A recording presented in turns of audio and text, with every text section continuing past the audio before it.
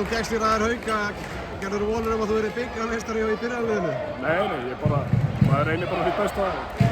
Það var gaman að vera komin í byrjunarliðinu og vera bikarmeistari. Getur þú sagt aðeins bara söguna hérna, hvernig gengur ræðar Hauka og hvernig þróast þau allt inn í byrjunarliðinu Hauknum? Það var bara sagt upp samningi mínum hjá HK. Síðan spilaði ég með öðliðinu hjá Haukum í fyrra og var að spila með öðliðinu í byrjun árs. Síðan bara verða aðeins meðsli í meistarafloknum og verið að æfa með þeim. Síðan bara komin í byrjunarliðinu. Svona basically bara eftir að Gunni Magg kemur inn í þetta og þá færðu meira hlutverk. Já. Hvernig svona hefurðu, þú veist, þegar þú kemur í Hauka þá ertu bara basically að koma í félagið þeirra? Já, bara að koma í raun og leika mér og halda mér í standi. Síðan maður komið aðeins lengra en það. Hvernig hefur þetta svona þreist eitthvað fyrir þig, ég menna, þú veist, þegar þú kemur hérna og gerur sannilega ekki ráð fyrir að vera að fara að æfa með aðalliðið Hauka, þú veist, getur aðeins lýst í bara hvað breytist?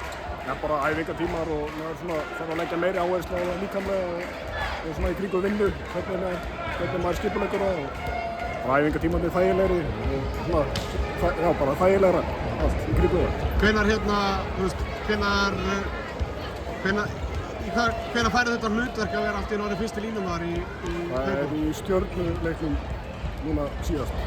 Þannig að þú nýttir greinilega janúar mánuðið vel? Já, nýtti hann vel. Hvernig er svona tilfinningin að klára þennan leik og verða bikarmeistari? Það er bara frábært. Það verður ekki betra en það. Hvað með framhaldið? Ætlar að vera áfram í Haukum eða ertu búinn að byrja að ræða eitthvað framhaldið? Það er bara ekki hugmynd, sko. Bara voru að klára þetta verkefni fyrst og síðan sko hvað kemur næst. Takk hérlega.